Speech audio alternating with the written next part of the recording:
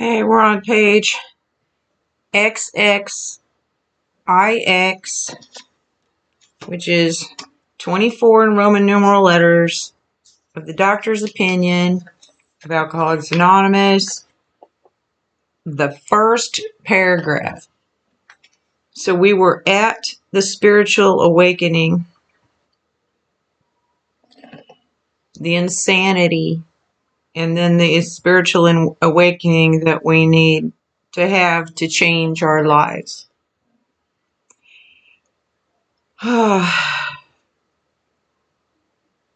Okay, so on the other hand, and strange as this may seem to those who do not understand, once a psychic change has occurred, the very same person who seemed doomed, who had so many problems, he despaired of ever solving them, suddenly finds himself easily able to control his desire for alcohol, the only effort necessary that he required to follow a few simple rules. Okay. The only way to understand is to know it, is to have been through it, to have lived it. So we don't understand, which means we don't know until we know, you know? So if you don't know, you don't know. I need to find someone who does know to teach me how, because I don't know. So the psychic change is a change in the way our mental faculties operate. So it's a change of mind, change of thinking that's also connected to a spiritual awakening, which is impossible to achieve. Well, maybe not impossible, but improbable to achieve while we're still drinking. So we need to learn how to stop drinking and hold on long enough to get through some of these phases to actually achieve the spiritual awakening. Some people will get it immediately and some won't.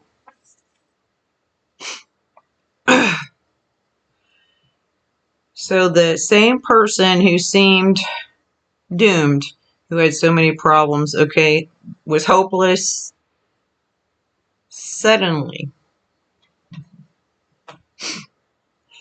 easily able to control his desire.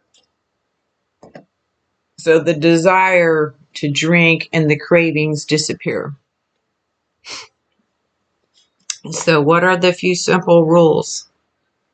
You know, work the steps, pray, honesty, open-mindedness, willingness, trust God, clean house, help others. Men have cried out to me in sincere and despairing appeal, "Doctor, cannot go on like this. I have everything to live for. I must stop, but I cannot. You must help me." That is a profound admission of hopelessness. Faced with this problem, if a doctor is honest with himself, he must sometimes feel his own inadequacy. The doctor is as powerless as everyone else is, to be honest. Although he gives all that is in him, it is often not enough.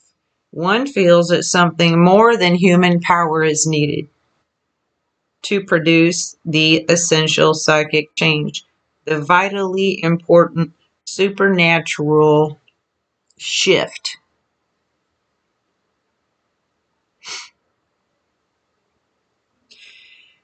Though the aggregate of recoveries resulting from psychiatric effort is considerable, we physicians must admit we have made little impression upon that problem as a whole.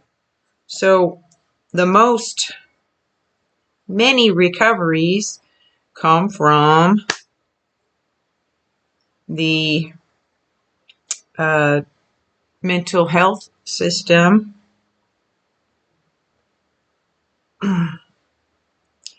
And over time, I believe those numbers have increased. But when this book was written, they made little difference. They didn't really affect as big a change. But I do believe that's changed because we have gained much more knowledge. And Anyway, many types do not respond to the ordinary psychological approach. Cognitive, behavioral therapy kind of stuff. For some reason, alcoholics, okay, let me speak for myself. I feel like I'm being manipulated sometimes when people are trying to help me, okay? Because I lived in that lifestyle for so long, and when you live in and around other alcoholics and other addicts in that type of society, I became accustomed to those types of social dynamics. So because I had been deceived and manipulated so many times with someone's false presentation of they're going to help me, but in the end it turned out they weren't trying to help me at all. They were trying to manipulate me to help themselves. Since I've been through that so many times, now when someone genuinely is trying to help me because I've been burned too many times, I automatically am going to feel like they're trying to manipulate me. So then I applied this to, like doctors and therapists too. And that the way of thinking was wrong. And somewhere inside me, I knew it was wrong. But I couldn't change the way I thought. But I kept doing the right thing anyway. And eventually my thinking straightened out. I do not hold with those who believe that alcoholism is entirely a problem of mental control.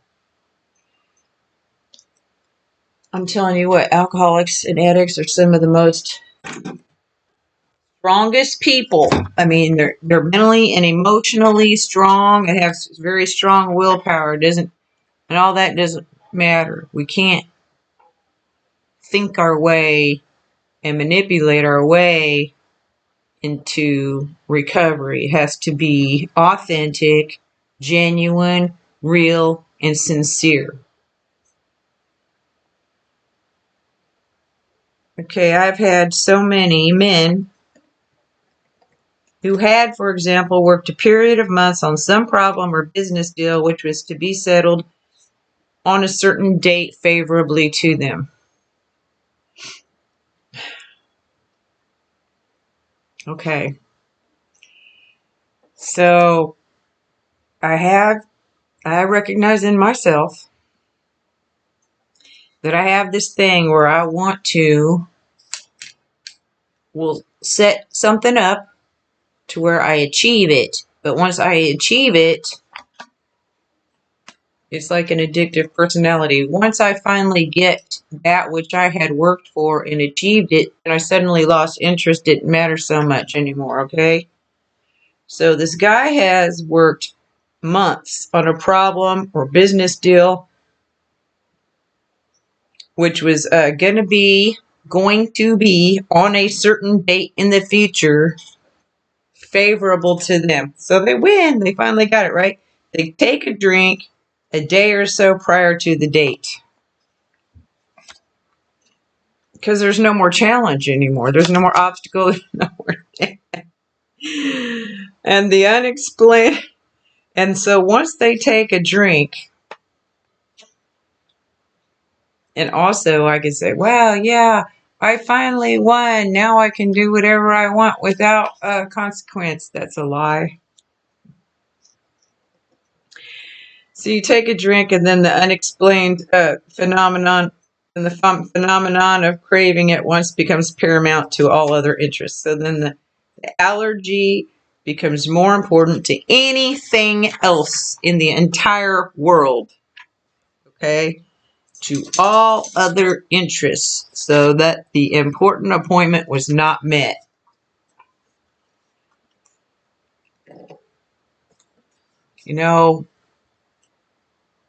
We have fear of failure and fear of success. How do you handle success? It's just as hard as handling failure. These men were not drinking to escape. They were drinking to overcome a craving beyond their mental control.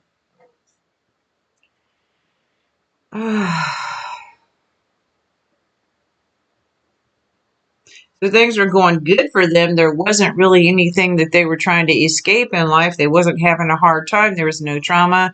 There was nothing going wrong. Everything was great. And the mental obsession says you can do it and it'll be different. And then once you do pick it up, the craving comes and it never leaves. And I did an experiment with this myself. I had 13 years of sobriety and I really, thought I could drink. I took a drink. I drank a half of a glass of champagne one time and, nothing happened. And I didn't get the craving. So the next day I tried a whole glass and then I got the craving. Then I was gone for another 6 months or 9 months. And then the 13 years I drank, intentionally I drank to like a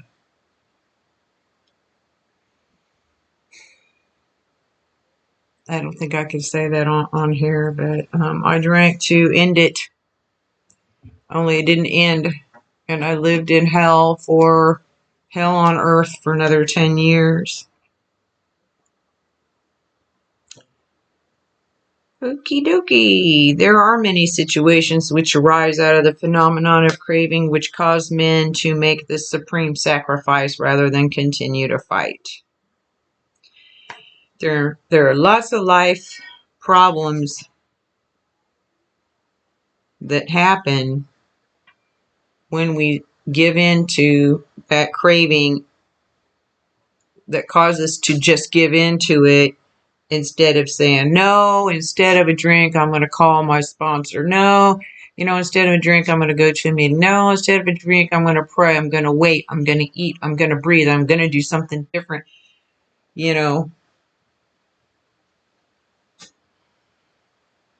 So there's a lot of reasons.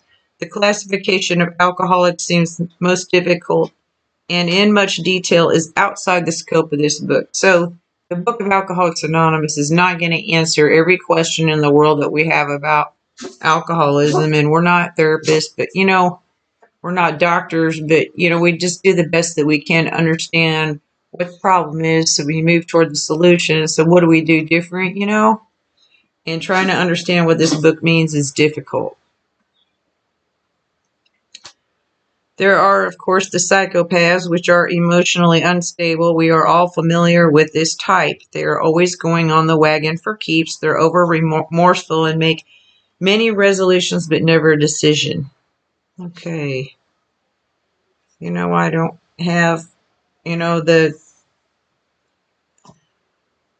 definition of what a psychopath is, and I'm not a mental health professional.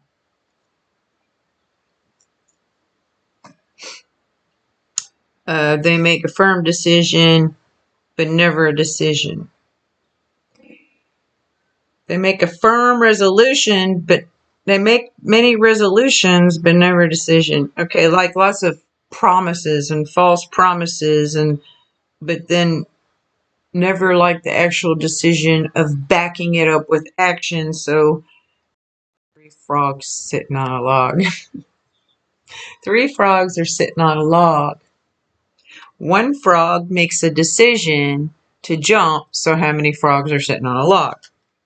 There's 2 left because the decision is always followed by immediate action. So when a frog says jump, he jumps.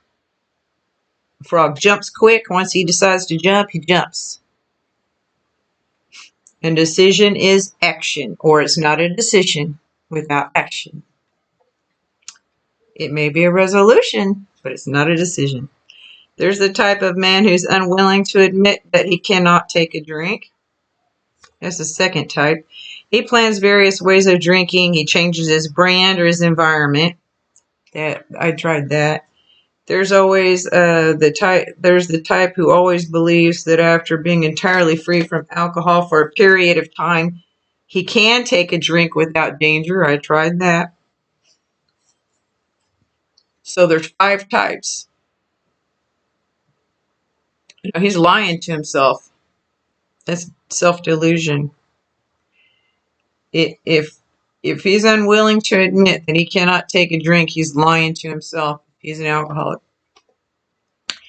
And then the type who believes that after being entirely free, he can take a drink without danger is the one who forgets the past.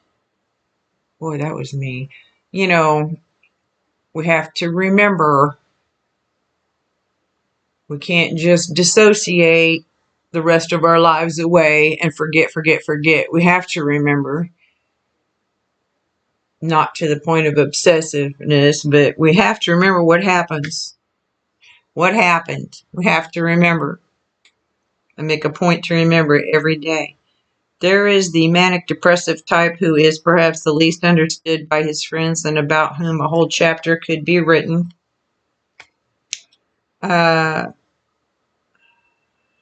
Very particular aspect, point, or detail.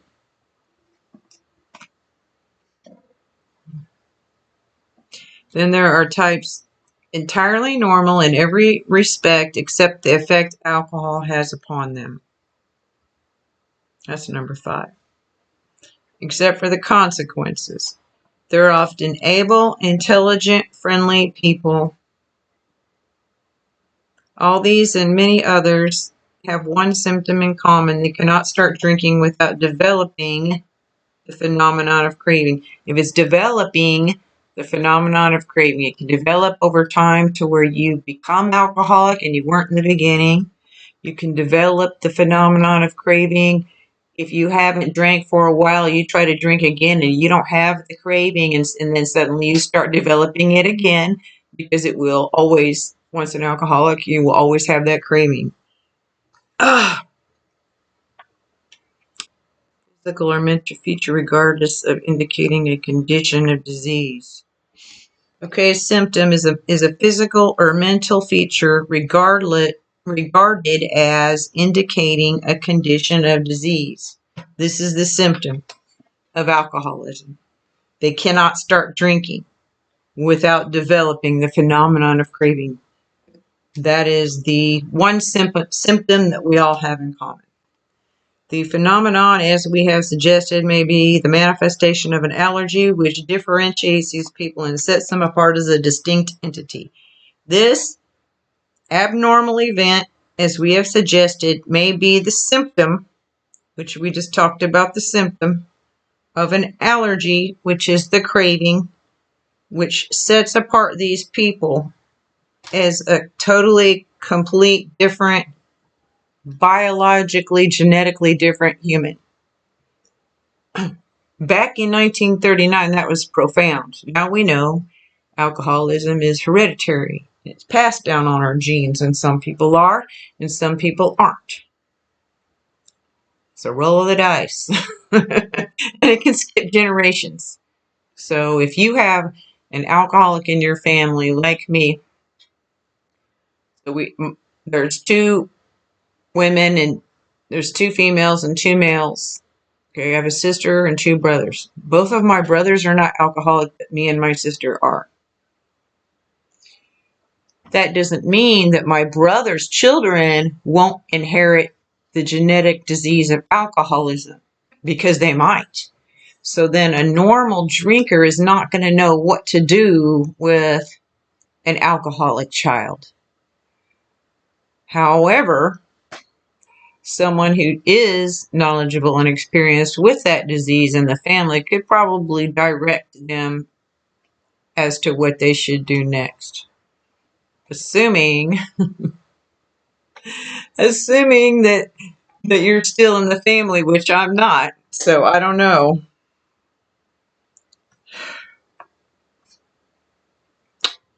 Okay. It has never been, by any treatment with which we are familiar, permanently eradicated. The only relief we have to suggest is Entire abstinence. So right now, scientifically, we have no way to destroy the gene of alcoholism in a person, but we can. We can genetically alter human the genes in an egg so that it doesn't have. We can filter out a lot of diseases. I don't know if that's one. The only relief we have is complete abstinence. That's relief. If we don't take the first drink, we don't have to worry. So now we have to worry about only the first drink. That's it. If you don't pick up the first time, if you're willing to go to any lengths to not pick up the first one, then you have a chance of staying sober long enough to where the psychic change can happen that will remove the phenomenon of craving. But alcoholics and addicts, we don't like to be uncomfortable.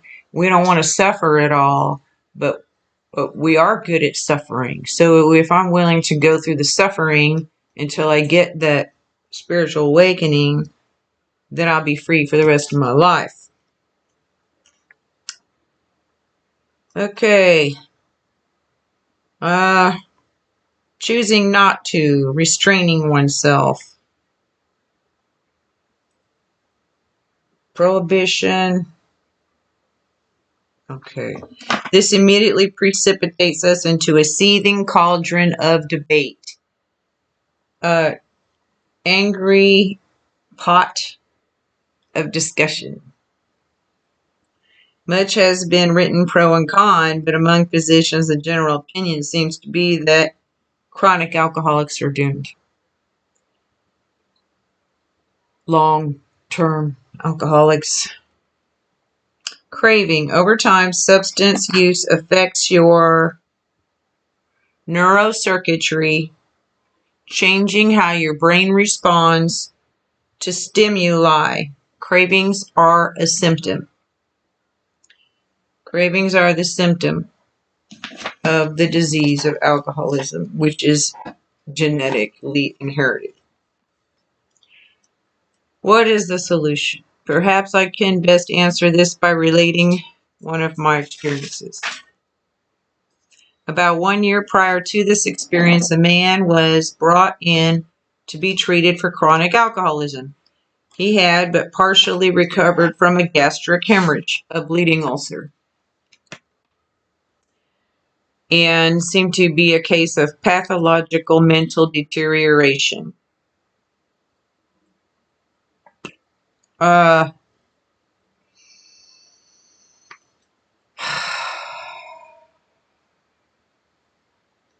He's just mentally going downhill.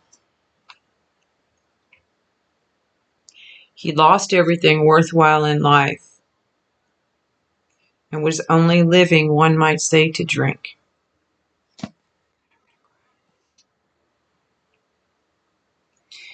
His purpose in life was corrupted.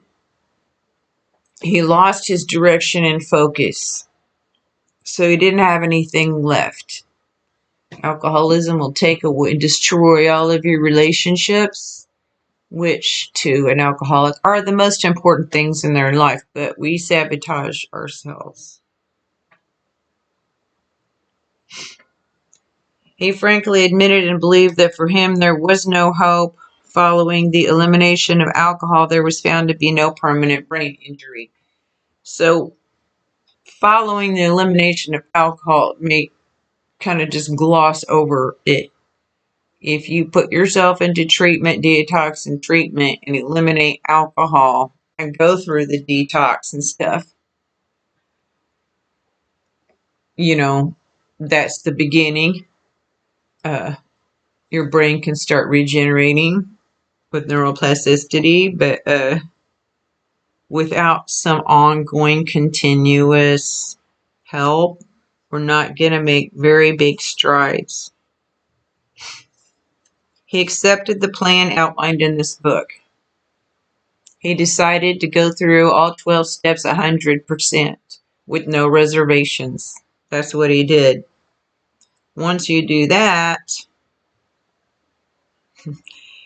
1 year later, he called me and I experienced called to see me, so he came to see him. And I experienced a very strange sensation. So in 12 steps, he completed in 12 months, he completed all 12 steps.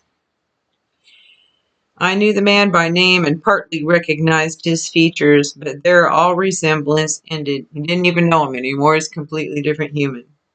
From a trembling, despairing, nervous wreck had emerged a man brimming over with self-reliance and contentment. I say God-reliance and trust in God, happiness. He got a spiritual awakening. He looked different. Okay, I talked with him for some time, but was not able to bring myself to feel that I had known him before. To me, he was a stranger, and so he left me. A long time has passed with no return to alcohol. Alcohol will bury a person's personality. It buries our confidence, our hope, our self-esteem is crushed. Who we really are doesn't really come out until we have some significant amount of time and work on our spiritual condition to be restored to our original normal self. When I need a mental uplift, I often think of another case brought in by a physician prominent in New York, an important guy. The patient had made his own diagnosis and deciding the situation hopeless had hidden in a deserted barn, determined to die. He was rescued by a searching party and in desperate condition brought to me. Following his physical rehabilitation, he had a talk with me in which he frankly stated he thought the treatment a waste of effort unless I could assure him, which no one ever had, that in the future he would have self-power, he would have this willpower to resist the impulse to drink. So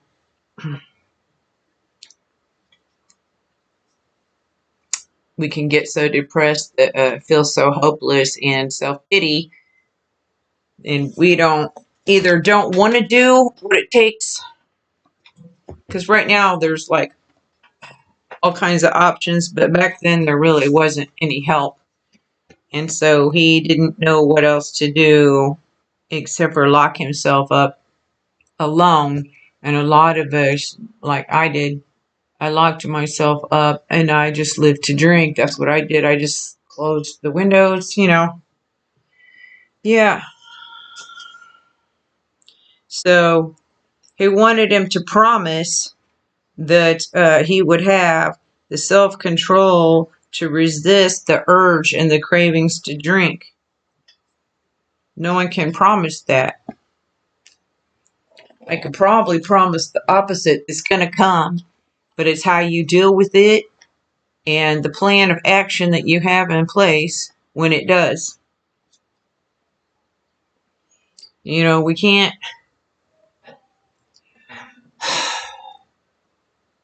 control everything. We have to just surrender to win. His alcoholic problem was so complex and his depression so great that we felt his only hope would be through what we then called moral psychology, and we doubted if even that would have any effect.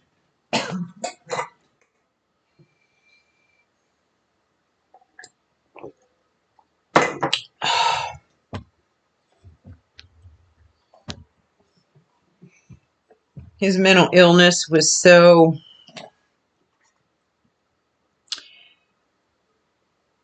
complex.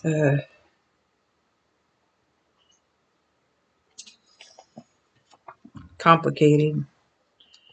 I looked up complex, and here's what it means, but I don't know if that's the right definition for this. It says a related group of emotionally significant ideas that are completely or partly repressed and that cause psychic conflict, leading to abnormal mental states of behavior or behavior. I think that's a mental complex in your head, but that's what it was.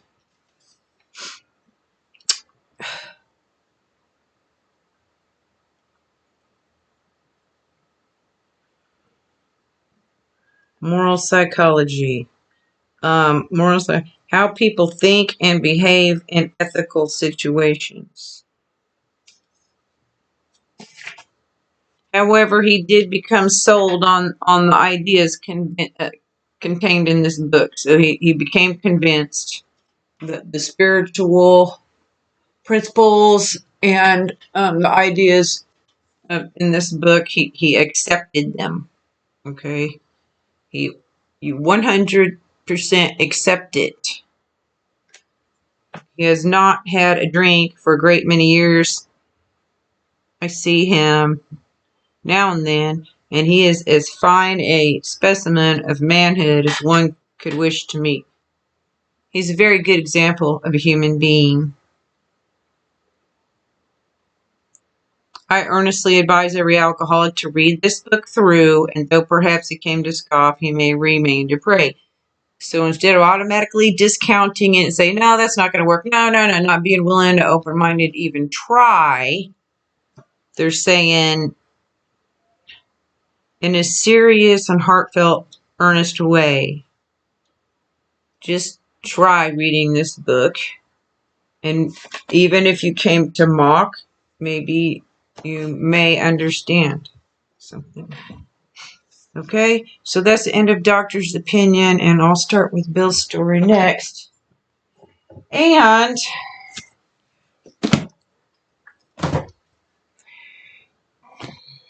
don't give up on yourself. Have a blessed day.